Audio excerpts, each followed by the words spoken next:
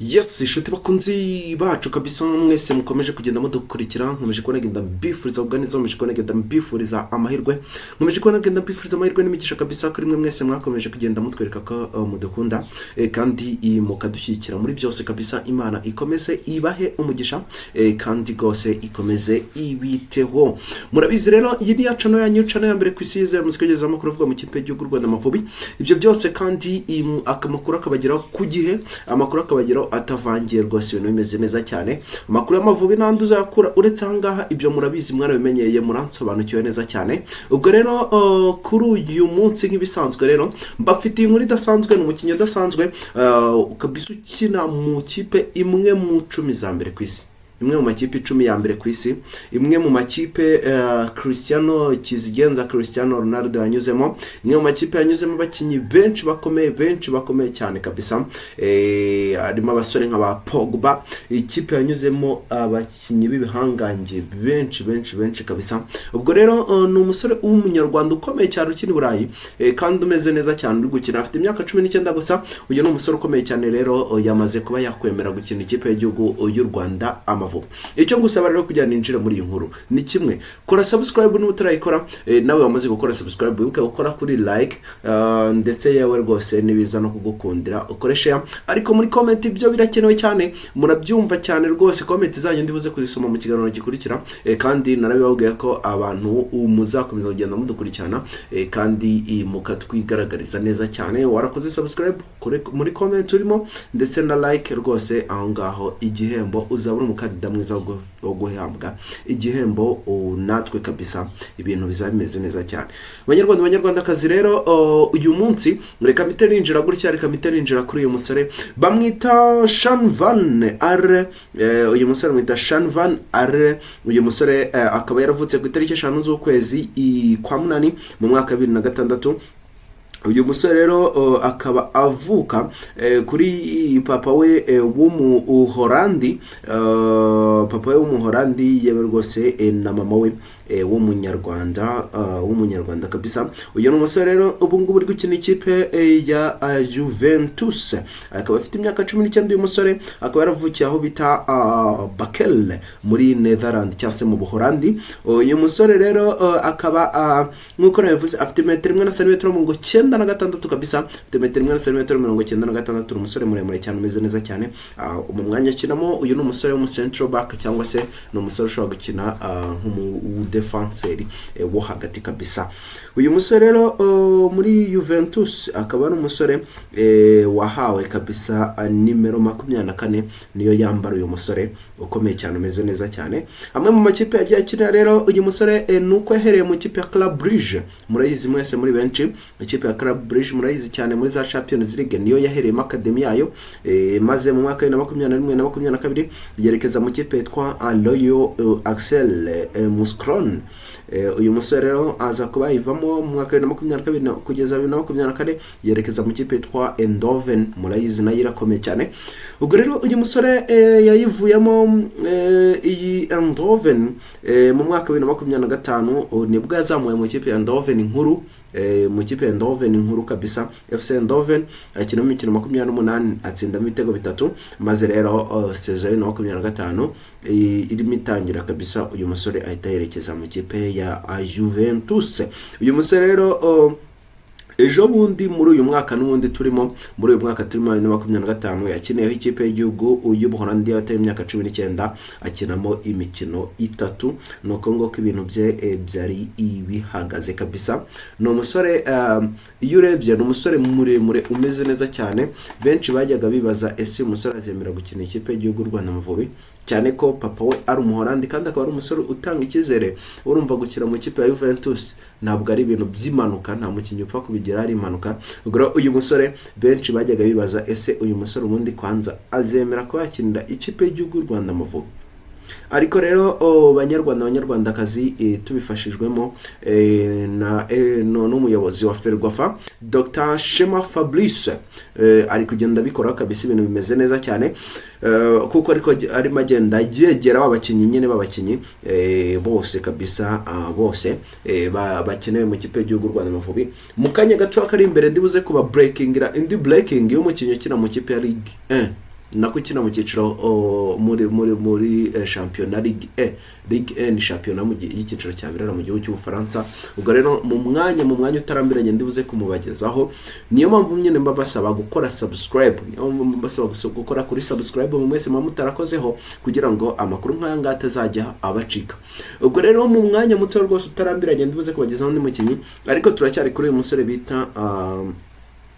musore bita Sean Van Arle. Uyu ni umusore rero nk'uko nabivuze, akaba afite imyaka 19, ariko ahagaze agaciro k'ibihumbi 400 by'amayero. Uyu musore ahagaze agaciro k'ibihumbi 400 by'amayero ku isoko rye kabisa, ku cyo bita transfer market. Uyu musore ahagaze agaciro k'ibihumbi 400 by'amayero. Kandi uyu musore wacu witwa Sean Van, uyu musore wacu witwa Sean Van Arle ni umwe mu basore bakomeye cyane. Afite igikombe yatwaranye n'Abahorandi. Afite igikombe yatwaranye n'Abahorandi babaterengeje imyaka 19 cya European Under 90 Champions. Batwaye rero igikombe cy'Iburayi cy'abaterengeje imyaka 19 uno mwaka. Uyu musore yari ari mu kibuga, ari mu bagiteruye rwose, ari mu bambitswe imidende cyangwa se imidari. Abahorandi rero uyu musore niwe babonamo Virgil van Dijk wahazaza, ngo kuko ari we nyine babona uzamusimbura kandi akamuhagararaho neza, nubwo ubu ngubu byamaze guhomba kuri bo, kuko uyu musore yamaze kwemera gukina ikipe y'igihugu y'u Rwanda Amavubi. Kandi rwose byarangiye ejo bundi mu kwa 10 ari buze kuba yamanuka akaza kwifatanya na bagenzi be muri iri rushanwa Amavubi n'undi arimo ryo gushaka tike y'igikombe cy'isi cya 2026 kizabera muri Mexique, Canada ndetse rwose na Leta Zunze Ubumwe za Amerika. Uyu ni umusore ukomeye cyane. Ikindi utaruzi ni uko uyu musore akaba ari umusore ukomeye cyane rwose. Ashobora kuba yakina nka nimero 4, yewe ashobora no kuba yakina nka nimero 5. Ni umusore ushobora kuba yakina nka nimero 4 cyangwa nimero 5. Niba ushaka kumureba rero, ejo bundi ku tariki 27 z'ukwezi kwa 9, ubwo niko wa gatandatu kabisa, ku isaha y'isa 9, ejo bundi ku wa gatandatu rwose ku isaha y'isa 9, uyu musore azamanuka mu kibuga. Ubwo ikipe ye ya Juventus y'imyaka imyaka 20 izaba yasuye Inter yabatengeje imyaka 20. Uyu musore azaba ari mu kibuga kabisa, abashaka kumureba muzajye kuba mwamureba. Amwe mu makipe rero nkuko nabibabwiye, yinjira muri ikipe ya Juventus avuye mu yo bita Eindhoven, yayinjiyemo kabisa, yishyuweho atanzweho amafaranga asaga ibihumbi 200 by'amayero. Uyu ni umusore nyine urumva wihagazeho, ariko ubu ngubu rero ahagaze agaciro k'ibihumbi 400 by'amayero. Uyu musore rero muri citizenship cyangwa se mu bwene gihugu bwe, transfer market ye irabigaragaza neza cyane. Yamaze gushyiraho ko ari n'umunyarwanda. Hariho Netherlands na Rwanda, byararangiye kabisa, amaze kubyapdatinga.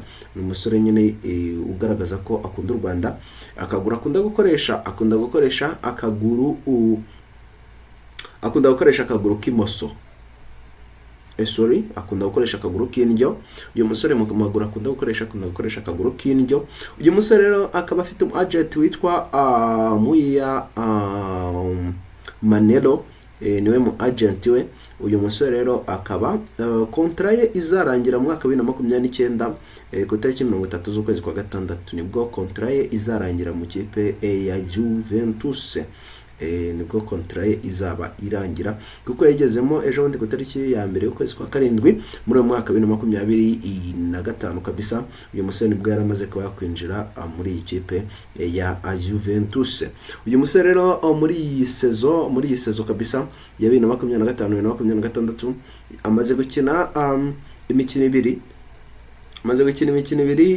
Mu cyo bita Primavera, yakinye mu mukino umwe, akina 1990 yose y'umukino. Akina yo bita Premier League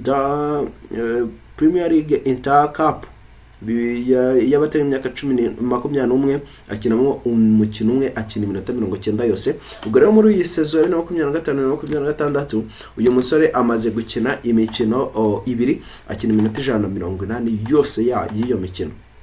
Nuko nababwiye mu kipe y'igihugu yakinyemo imikino 3 banatwaramo igikombe, birumvikana cya UEFA cyangwa se cya Euro, ariko yabatarengeje imyaka 20, birumvikana.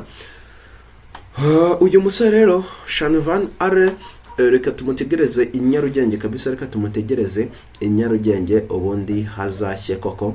Rwose uyu ni umusore abanyarwanda benshi bategerezanyije amatsiko yo kureba mubona yambaye umwenda w'ikipe y'igihugu y'u Rwanda Amavubi. Ndanakeka no mu mateka aribwo bizaba bibaye kubona umukinnyi ukina mu kipe ikomeye cyane nk'iriya akinira ikipe y'igihugu y'u Rwanda Amavubi. Mu kayandi buze kugaruka mbagezaho amakuru menshi akomeye.